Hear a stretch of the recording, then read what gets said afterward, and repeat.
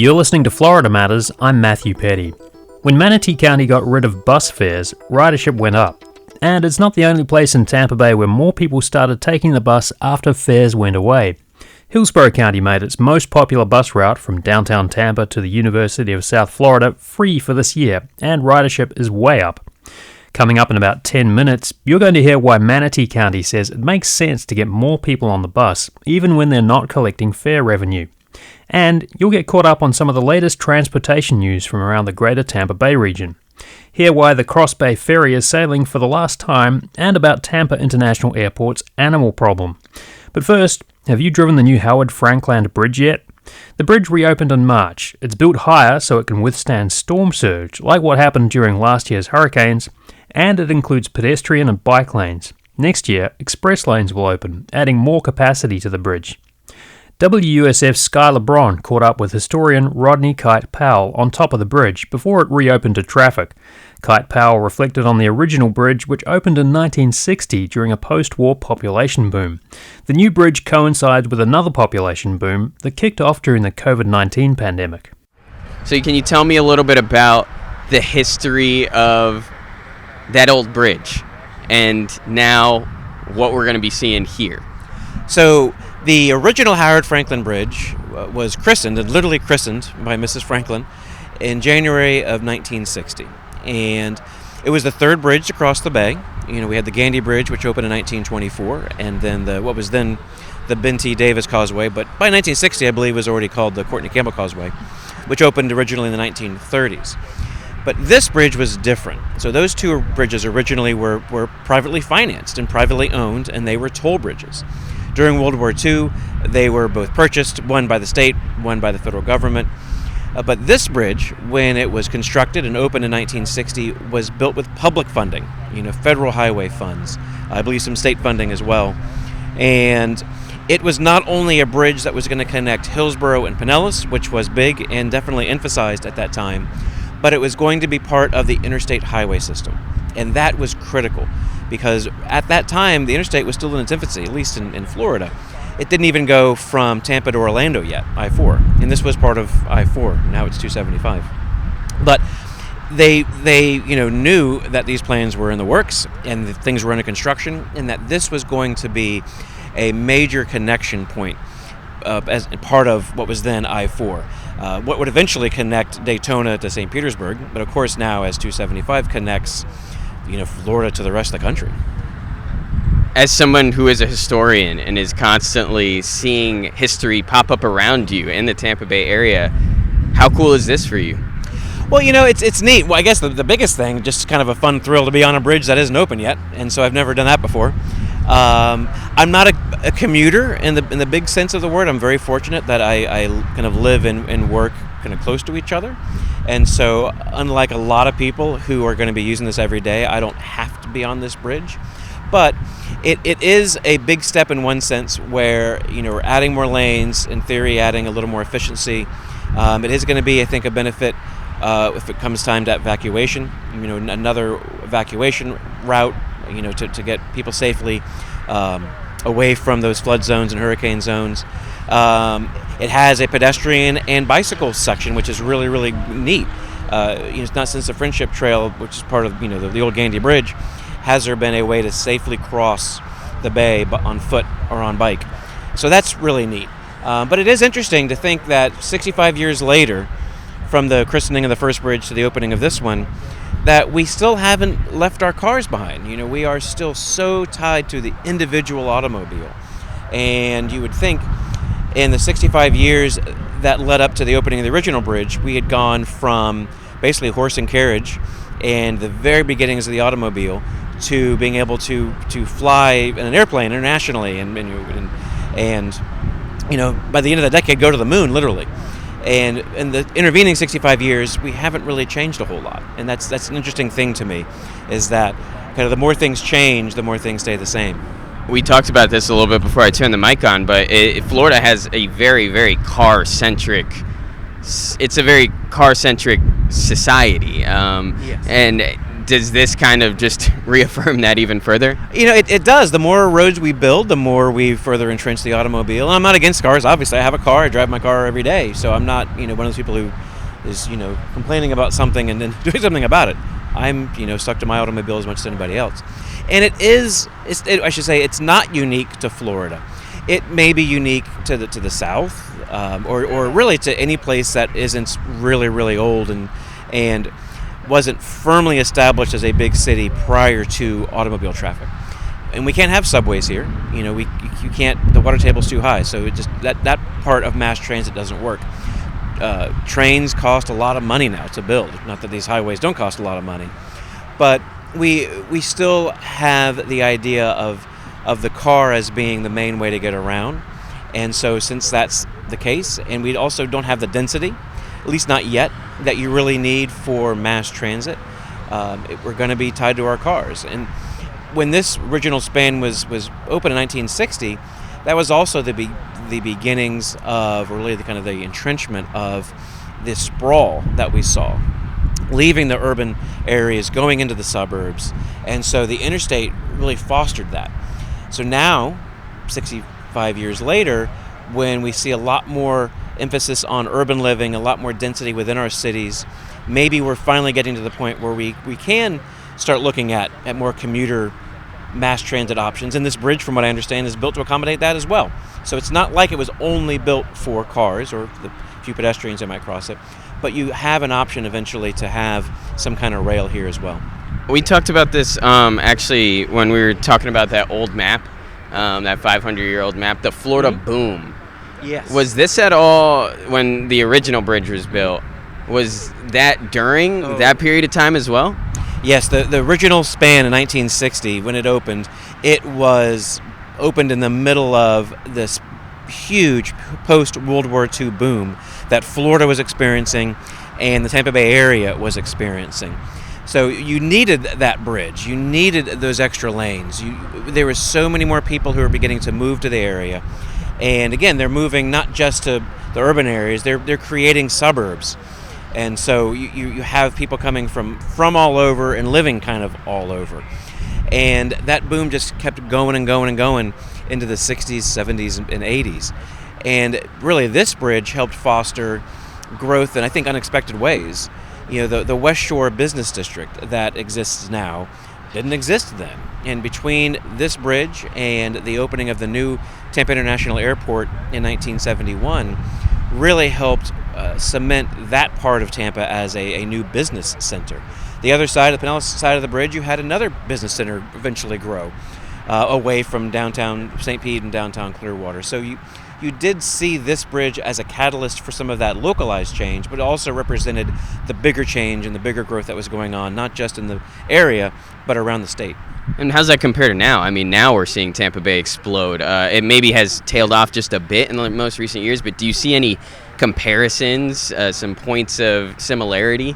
Yeah, it's an interesting way to think about it, that, we are now in another era of growth, and perhaps that era of growth is tailing off a little bit, but this bridge this new span is going to be accommodating all those new arrivals, those people who came here during COVID and shortly after, for the opportunities that exist in Tampa and the Tampa Bay area that had already begun to take root in the late 20-teens, but really blossomed earlier in this decade. So there are some parallels between the original span in 1960, what was going on then, and this new span in 2025 and what's going on now. We talk about this as like a historical timepiece, right? Like, this is something that is probably going to be alive or around after you and I are not anymore. Yeah. So as a historian, is that something that you think about, and is that something that you think that people should think about like the historical weight of something like this? I honestly don't think a whole lot about those kinds of things. It's the thing that's really kind of personally got me is it's kind of fun just to be on a bridge where no other cars are driving around, or very few cars, and to think that tomorrow people can be flying by 70, 80 miles an hour. But it is an important occasion. These bridges, they're not monumental feats of architecture, although they are pretty important engineering. Once you think about the engineering that goes into building something like this, it's pretty amazing. And I definitely think we take that for granted. But I think as you bring it up, it is interesting to think that, this bridge, should very well last well past my lifetime. And to think that, my grandkids could be driving across this bridge and maybe someday they'll find some story about their grandfather having talked about the opening of it. And I think that's kind of fun. WUSF's Sky LeBron talked with historian Rodney Kite Powell with the Tampa Bay History Center at the Howard Franklin Bridge before the bridge reopened to traffic last month. You're listening to Florida Matters. Coming up, why Manatee County decided to make its buses free to ride, and a roundup of transportation stories from the greater Tampa Bay region. You're listening to Florida Matters. I'm Matthew Petty. If you've hopped on the bus from the University of South Florida to downtown Tampa lately, you might have noticed something different. You no longer have to search through your wallet or handbag for your smart card to pay for the ride once you get on.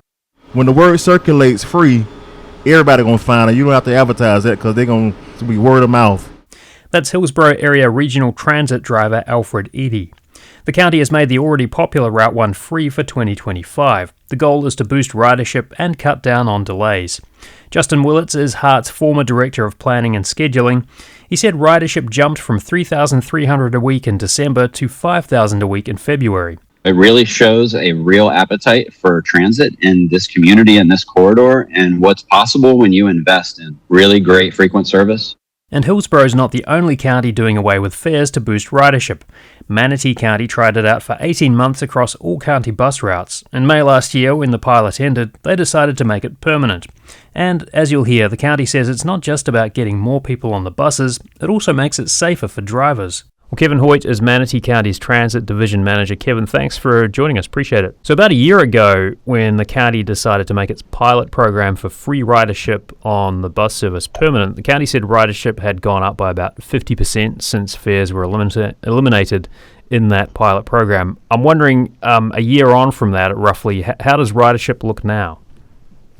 Ridership looks to be status quo. It look right about 40%. I would say the impact of the hurricane kind of hurt a little bit for ridership, but we're starting to pull up our numbers again. But probably about between 40 and 50% since the free fare was implemented November of 2022.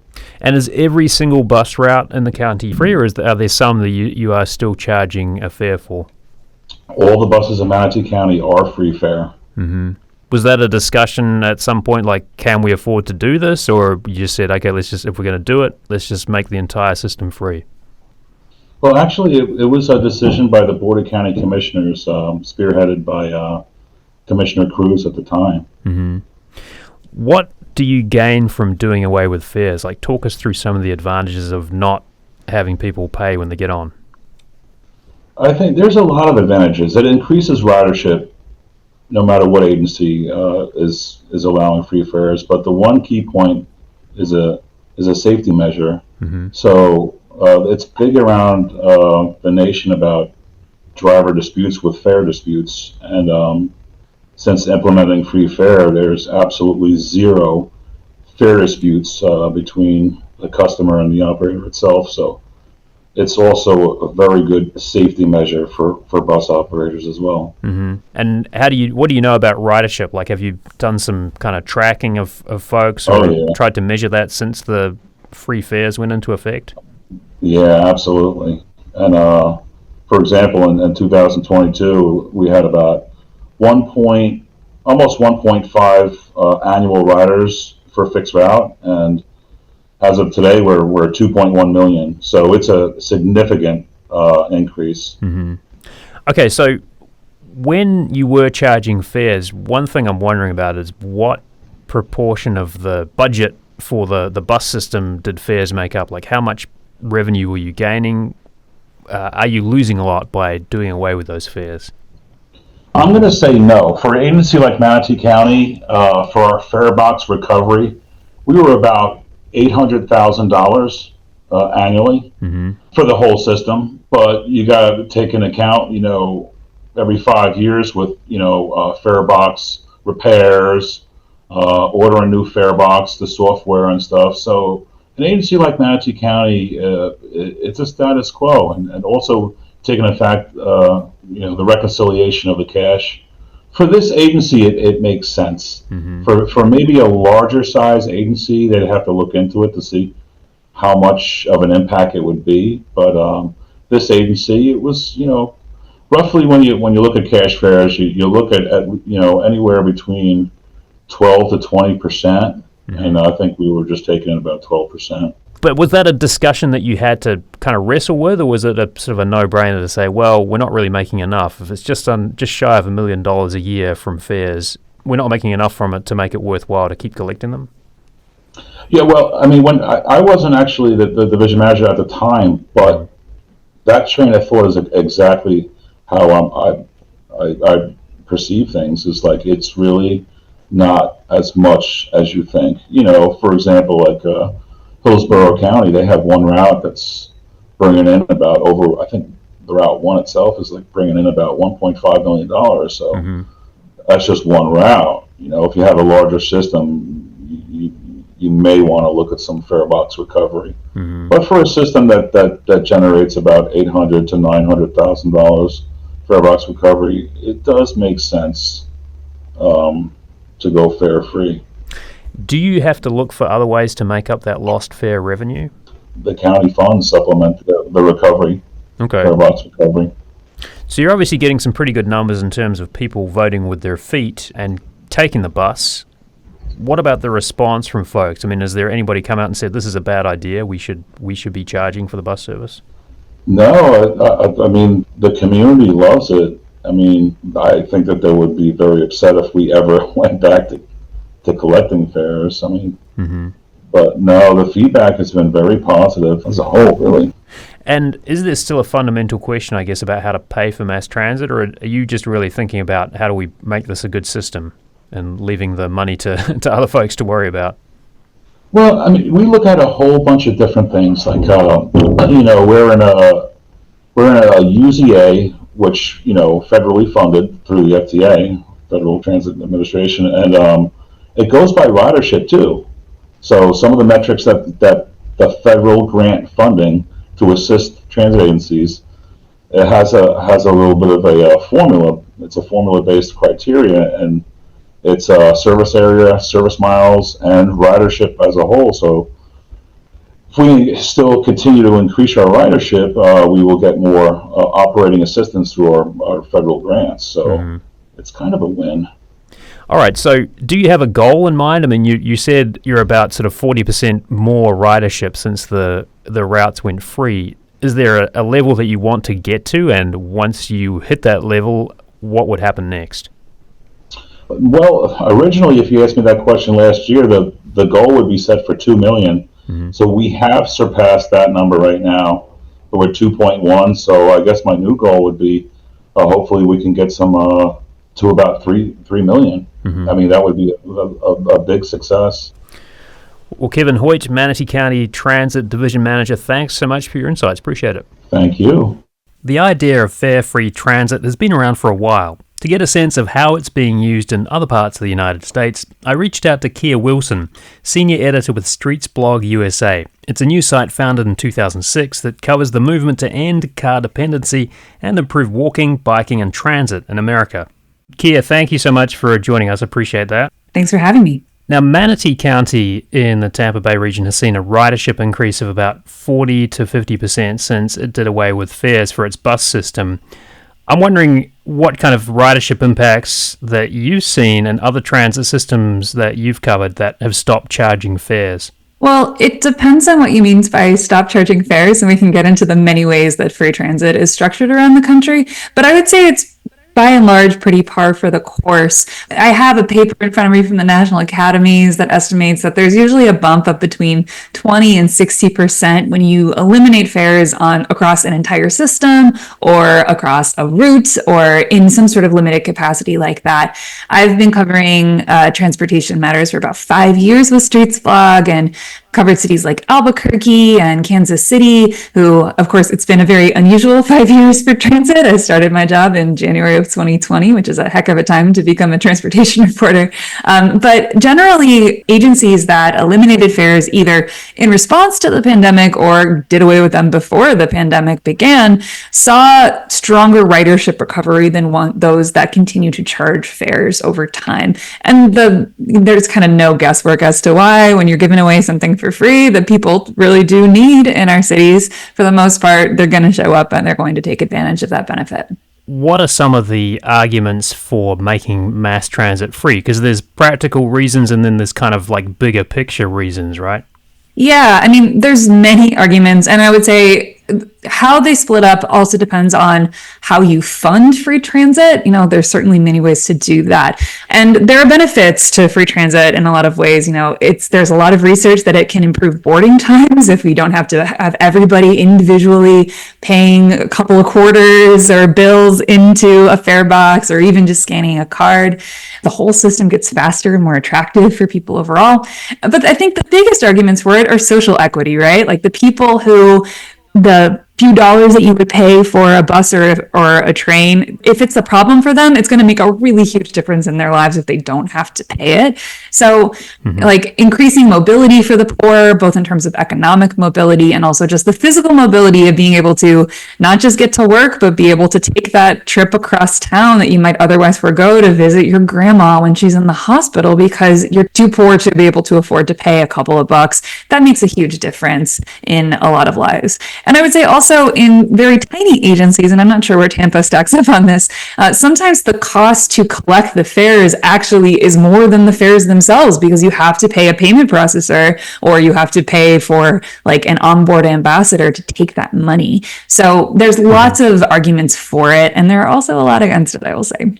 Yeah, just quickly, Kia, what are some of the arguments from folks who say this is not something that transit agencies should be doing? Yeah. So the biggest one that I personally think is the most valid is that what people really want at the end of the day is not a free ride as much as they want really good service. And when agencies particularly are the ones who are paying for free fares, that's going to cut into their ability to provide those fast, on-time, reliable buses and trains to places that people actually want to go. The reason why people don't use transit in America for the most part is because it sucks, because we have underfunded it, because we don't have the money that we need to make sure that that bus is going to take you where you need to go without leaving you stranded or waiting in the rain for hours on end. I live in St. Louis, Missouri, and I've had that experience many times. That said, there are other arguments against it, like, there's a fear of increased crime if you make transit free. I haven't seen a lot of evidence of that, but certainly you see it come up around cities like Albuquerque, which does have one of the highest rates of attacks on operators and also a free system. That's correlation, not causation, but it is something that is worth thinking about. It also sort of lends to the perception that it's not worth paying for, is there a social element to this that we need to discuss? But I mean, the by and large, the argument that we see is that low-income riders, what they want more than a free ride on a bus to nowhere is just a trip that is going to be meaningful and take them where they need to go. And they would rather pay a little bit of their income for that rather than the opposite. Right, and that's something that cuts across all income spectrums, right? Like, it doesn't matter how much money you make. If you're taking the subway or the bus, you just want it to get you to where you want to go without any hassle. Absolutely. Kia Wilson, Senior Editor of Streets Blog USA, a news site that covers the movement to end car dependency and improve biking, walking, and transit in America. Thank you so much for your insights. Appreciate it. Thank you. There are some other ways to get around in the Tampa Bay region besides the bus. If you're in Ybor City, you could hop on the trolley, and you can ride the ferry from St. Petersburg to Tampa. But if you're someone who likes to ride that ferry, sorry to say the ferry is docking for good at the end of this month. Hillsborough County Commissioners voted to end the almost decade-long Cross-Bay Ferry service. WUSF's Kylie Petrasic explains why. 2025 was supposed to be the first year that the Cross-Bay Ferry offered year-round service from shore to shore. But after filing for bankruptcy last year, the boat owners, a private company named HMS Ferries, were planning on doubling the travel time with a new ship. Instead, Hillsborough County Commissioners voted to end the contract with HMS. The ferry will now stop service by the end of this month, 5 months before the contract was scheduled to end. Hillsborough County still has an unused federal grant of nearly $5 million to put towards a new ship. Other media have reported that Pinellas County is looking into starting its own ferry as early as October and possibly transferring that grant over. WUSF's Kylie Petrasic with that report. Well, if you spend any time on I-4, you're probably familiar with the 6 miles or so from Davenport to Disney. And there's good news for drivers. This week an additional lane opened in either direction on that often gridlocked stretch of the interstate to ease congestion. Governor Ron DeSantis talked about the project during a press conference in Kissimmee a couple of weeks ago. He said it would improve connectivity and mobility in what he called the dreaded I-4 corridor. What good does it do to break ground 10 years from now? We need to be breaking ground and bringing these projects to fruition now. And that's exactly what this initiative is doing. It's not the only effort to make traffic run a bit smoother on I-4. Other improvements on the way include adding general use and express lanes, resurfacing the road, and other safety measures along a 14-mile stretch from US 27 to World Center Drive. Now, drivers on I-4 may be happy about an extra lane or two, but plans to build a new interchange as part of a Suncoast Parkway widening project in Pasco County is upsetting some people who live near the parkway. WUSF's Steve Newborn has the details. Northbound traffic has been backing up for several years on the Parkway as it narrows to 2 lanes north of Van Dyke Road.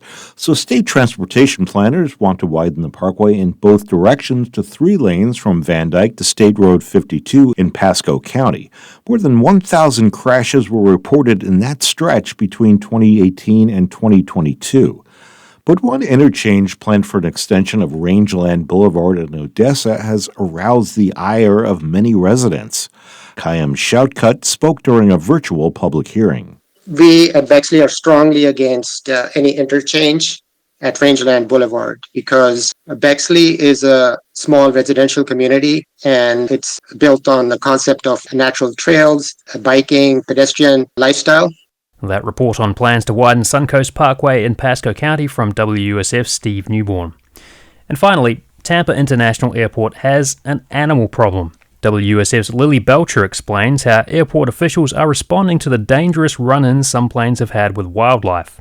Birds are the primary invaders, but bats and coyotes are also an issue. Tampa International officials were told by the FAA to deal with the wildlife hazards near the airport at the beginning of this month.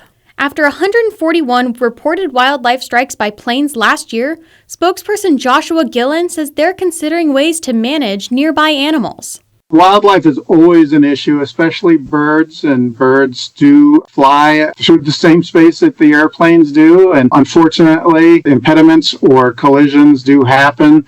Gillen says a plan is still being developed to address the problem, and the Hillsborough County Aviation Authority Board will discuss it in June. WUSF's Lily Belcher with that report. Florida Matters is going on the road next week, and you're invited to a special taping, Friday, May 9th at the Palladium in St. Petersburg. I'll be talking with a panel about the community's role before, during, and especially after a hurricane hits. The taping is free, but seating is limited. You can sign up at WUSF.org. That's our show for this week. Florida Matters executive producer is Grayson Doctor. Subscribe wherever you get your podcasts and watch on YouTube. I'm Matthew Petty. Thank you for listening.